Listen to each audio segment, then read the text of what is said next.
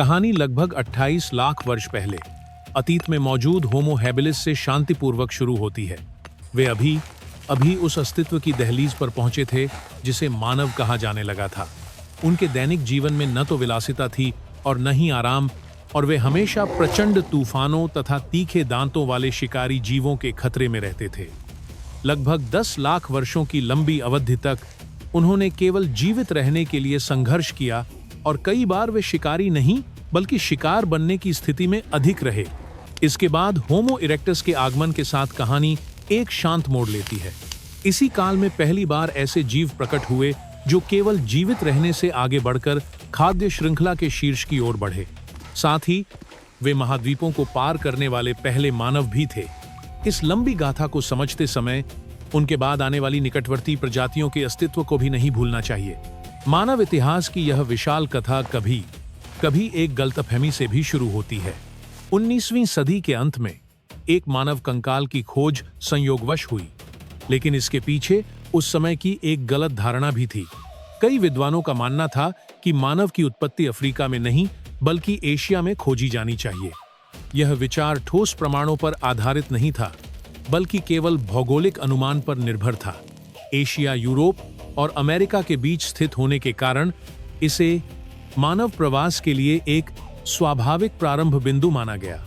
इस पूर्वाग्रह के चलते कई शोधकर्ता दक्षिण पूर्व एशिया की ओर जीवाश्म खोजने निकले। उनमें से एक ने बाद में पूरा मानव विज्ञान की दिशा बदलने वाली खोज की। 1891 में चिकित्सक और मानव विज्ञानी यूजीन डुबोआ ने इंडोनेशिया के जावा द्वीप पर खोपड़ी के एक हिस्से और जांघ की हड्डी की खोज की। उन्होंने इसे एक क्रांतिकारी खोज मानते हुए वानर और मानव के बीच का मध्यवर्ती प्राणी बताया जो सीधा चल सकता था। हालांकि उस समय प्रागैतिहासिक मानव के बारे में ज्ञान सीमित था और उनके समकालीन संदेह में थे, जिसके कारण यह खोज लंबे समय तक भुला दी गई। 20वीं सदी में इन जीवाश्मों पर फिर से ध्यान गया। चीन में समान दांत और खोपड़ी के टुकड़े मिले जिन्हें बाद में पेकिंग मैन समूह का हिस्सा माना गया। दोनों समूहों की तुलना से यह समझ आया कि वे एक ही वंश के हैं और आगे चलकर होमो जाति की एक प्रजाति हैं। इस प्रकार सीधा चलने वाला मानव अर्थात होमो इरेक्टस नाम स्थापित हुआ। आगे के शोध से यह स्पष्ट हुआ कि उनके पैर, पांव और रीढ़ पूरी तरह द्विपाद चाल और दौड़ने के लिए अनुकूलित थे। पहले उन्हें इस प्रकार की चाल विकसित करने वाला पहला मानव माना गया, लेकिन बाद के अध्ययनों से पता चला कि उनसे पहले की प्रजातियों में भी कुछ हद तक द्विपाद चलने की क्षमता थी। फिर भी होमो इरेक्टस में कई विशिष्ट विशेषताएं थीं। उनका चेहरा अपेक्षाकृत सपाट था, नाक उभरी हुई थी और शरीर का अनुपात आधुनिक मनुष्यों के करीब था। यद्यपि निश्चित नहीं है, यह भी माना जाता है कि उनके शरीर पर अन्य प्रजातियों की तुलना में कम बाल थे। इन विशेषताओं के कारण उनका स्वरूप आधुनिक मानव यानी होमो सेपियंस से काफी मिलता जुलता प्रतीत होता है। हालांकि उनकी कंकाल संरचना गर्दन के नीचे अधिक मजबूत और हड्डियां मोटी थीं। उनके चेहरे पर स्पष्ट लैंगिक भिन्नता भी दिखाई देती थी जो आधुनिक मनुष्यों से अलग थी। ये विशेषताएं विभिन्न समूहों में अलग अलग रूपों में दिखाई देती हैं, जिससे विविधता का पता चलता है। वास्तव में होमो इरेक्टस समय और स्थान दोनों में व्यापक रूप से फैले हुए थे और उनकी 27 से अधिक उपप्रजातियां पहचानी गई हैं। जीवाश्म अभिलेखों के अनुसार यह प्रजाति अफ्रीका, एशिया और कुछ यूरोप तक फैली हुई थी। वे गुफाओं, चट्टानों की छाया और वन क्षेत्रों को पसंद करते थे। उनका व्यापक फैलाव शोधकर्ताओं के लिए निरंतर रुचि का विषय रहा है, खासकर यह तथ्य कि उनके सबसे पुराने जीवाश्म लगभग 20 लाख वर्ष पुराने हैं और अफ्रीका व एशिया दोनों में लगभग एक ही समय में पाए गए। इस तथ्य ने मानव उत्पत्ति और प्रवास मार्गों को लेकर लंबे समय से चल रही बहस को जन्म दिया। लंबे समय तक प्रमुख धारणा यह थी कि होमो इरेक्टस अफ्रीका के देर के ऑस्ट्रालोपिथेकस या होमो हैबिलिस से विकसित हुए और जलवायु परिवर्तन के प्रभाव से एशिया और यूरोप में फैल गए। लेकिन 2011 में एक नया सिद्धांत सामने आया। इसके अनुसार एशिया में मौजूद होमो हैबिलिस के समूह स्थानीय रूप से विकसित होकर होमो इरेक्टस बने और बाद में अफ्रीका और यूरोप की ओर वापस प्रवास किया। यह सिद्धांत मानव इतिहास की समझ को एक नए दृष्टिकोण से देखने के लिए प्रेरित कर रहा है। यह व्याख्या रोचक है, लेकिन अभी तक व्यापक सहमति तक नहीं पहुंची है। कई विशेषज्ञ अब भी होमो इरेक्टस की उत्पत्ति अफ्रीका में ही खोजते हैं। हर नई खोज के साथ यह प्रजाति निश्चितता के बजाय और भी नए रहस्य प्रस्तुत करती है। ध्यान केवल हड्डियों पर ही नहीं, बल्कि उनके साथ पाए जाने वाले परिवेशीय अवशेषों पर भी केंद्रित होता है। विभिन्न पुरातात्विक स्थलों पर उनके अवशेषों के साथ मध्यम से लेकर बड़े आकार के जानवरों की हड्डियां बड़ी मात्रा में पाई गई हैं। यह संकेत देता है कि वे संभवतः खाद्य श्रृंखला के शीर्ष पर पहुंचने वाले पहले मानव थे, जहां उनके पूर्वज अक्सर शिकार बनते थे।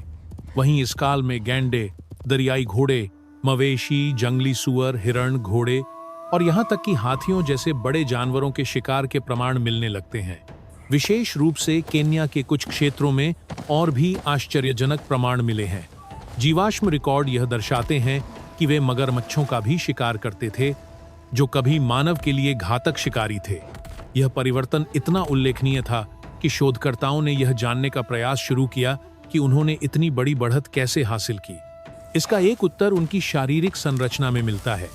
विकास के दौरान उनका शरीर काफी बड़ा हो गया था और कुछ व्यक्तियों की ऊंचाई 185 सेंटीमीटर तक पहुंचती थी। उस समय के संदर्भ में यह अत्यंत प्रभावशाली था। इससे भी अधिक महत्वपूर्ण उनका कंकाल था, जो बहुत मोटा और मजबूत था, इतना कि पूर्वजों और आधुनिक मनुष्यों की तुलना में अधिक टिकाऊ और भारी था। यह मजबूत कंकाल उन्हें शिकार के दौरान गिरने, टकराने या संघर्ष जैसी परिस्थितियों में सहनशील बनाता था और बड़े जानवरों के साथ सीधे मुकाबले में उनकी जीवित रहने की संभावना बढ़ाता था। हालांकि उनकी सफलता केवल शारीरिक शक्ति पर आधारित नहीं थी। एक और महत्वपूर्ण तत्व था उनकी सहन शक्ति। वे आधुनिक मनुष्यों की तरह विकसित पसीना प्रणाली रखते थे, जिससे वे शरीर का तापमान प्रभावी रूप से नियंत्रित कर सकते थे। इसके परिणाम स्वरूप वे गर्म वातावरण में भी लंबे समय तक दौड़ सकते थे और जल्दी थकते नहीं थे। उनके पैरों की संरचना और जीवाश्म पदचिन्ह यह दिखाते हैं कि वे उत्कृष्ट लंबी दूरी के धावक थे।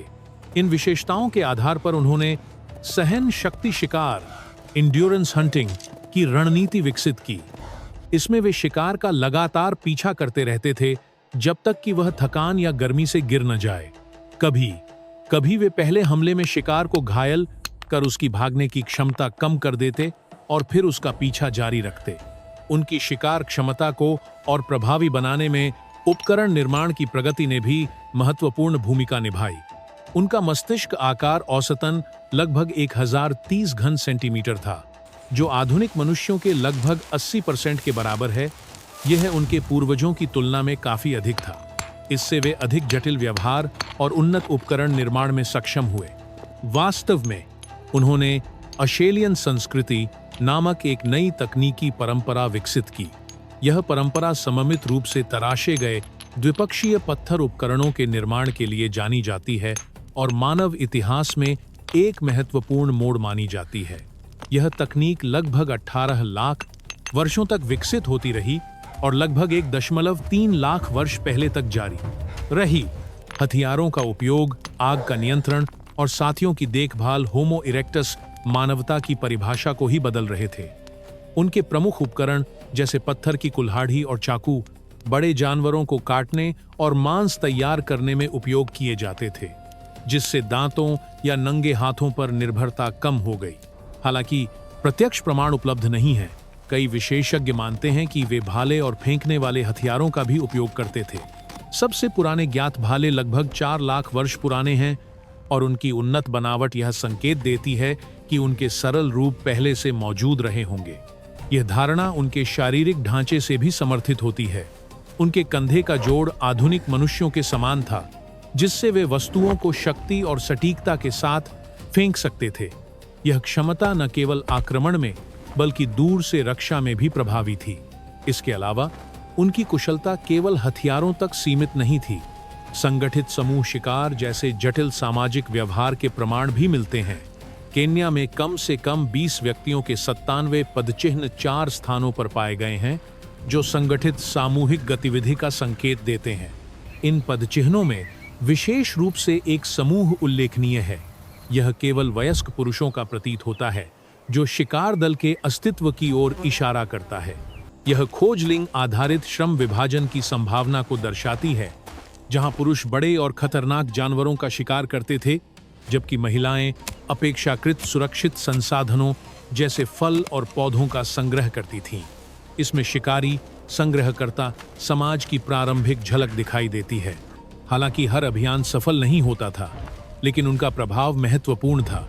वास्तव में लेवांत क्षेत्र में होमो इरेक्टस का स्थानीय विलुप्त होना सीधे दांत वाले हाथियों के विलुप्त होने के समय से मेल खाता है, और दक्षिण पूर्व एशिया में यह विशाल स्थलीय कछुए मेगालोकेलिस के विलुप्त होने के साथ जुड़ा हुआ है। यह संयोग दर्शाता है कि वे बड़े जानवरों के शिकार पर अत्यधिक निर्भर थे। उनका बढ़ता हुआ शरीर और मस्तिष्क अधिक ऊर्जा की मांग करता था, और बड़े शिकार उन्हें अतिरिक्त मांस प्रदान करते थे। इसके परिणाम स्वरूप भोजन साझा करने की परंपरा विकसित हुई, जिसने सामाजिक संबंधों को मजबूत किया और संभवतः प्रारंभिक चिकित्सा देखभाल की नींव भी रखी। इसका प्रमाण जीवाश्मों में मिलता है। उदाहरण के लिए, एक वृद्ध पुरुष का जीवाश्म मिला है, जिसने मसूड़ों की बीमारी के कारण अपने दांत खो दिए थे, फिर भी वह जीवित रहा। संभवतः उसे साथियों द्वारा मज्जा और मस्तिष्क जैसे नरम खाद्य पदार्थ दिए जाते थे। इसके अलावा गंभीर स्कोलियोसिस से पीड़ित एक बच्चे और फ्लोरोसिस से ग्रस्त एक वयस्क के भी उदाहरण मिले हैं, जो स्वयं भोजन करने में असमर्थ होने के बावजूद अपेक्षा से अधिक समय तक जीवित रहे। अतिरिक्त भोजन ने भंडारण की अवधारणा के विकास को भी जन्म दिया। यह संभव है कि सुखाने या धूम्रपान स्मोकिंग जैसी विधियों का उपयोग किया गया हो, जो मानव इतिहास की एक और महत्वपूर्ण नवाचार आग के उपयोग से गहराई से जुड़ा हुआ है। इसकी सटीक उत्पत्ति स्पष्ट नहीं है, लेकिन सबसे पुराने प्रमाण कम से कम 15 लाख वर्ष पहले तक के हैं। प्रारंभ में उन्होंने स्वयं आग उत्पन्न करने के बजाय प्राकृतिक रूप से उत्पन्न आग को एकत्र कर उसे बनाए रखा होगा। वे धीरे धीरे जलने वाले पशुओं के मल जैसे ईंधन का उपयोग करते थे, और संभवतः ठंडे क्षेत्रों में जाते समय अंगारों को साथ लेकर चलते थे। ऐसे प्रमाण हिमयुगीन यूरोप में भी मिलते हैं। आग केवल गर्मी का स्रोत ही नहीं थी, बल्कि शिकारी जीवों से रक्षा का साधन भी थी, और इसने उनके आहार को भी बदल दिया। पका हुआ भोजन अधिक सुरक्षित, पचाने में आसान और पोषक तत्वों के अवशोषण के लिए बेहतर होता है।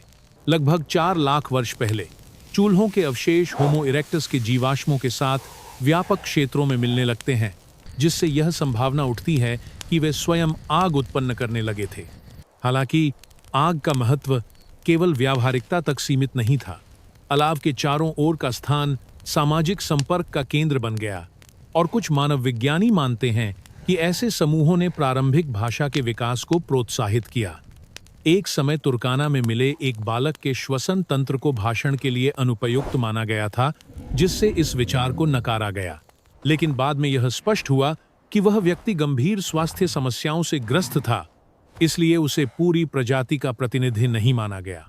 अधिक पूर्ण जीवाश्म अध्ययनों से पता चला कि उनके पास भाषा से संबंधित मस्तिष्क क्षेत्र और श्वसन संरचना आधुनिक मनुष्यों के काफी करीब थी। हालांकि जटिल ध्वनियों के लिए आवश्यक खोपड़ी की ऊपरी संरचना या हायोइड हड्डी का विकास होमो सेपियंस जितना नहीं था, फिर भी यह माना जाता है कि वे एक प्रारंभिक भाषा प्रणाली को बनाए रखने के लिए पर्याप्त थे।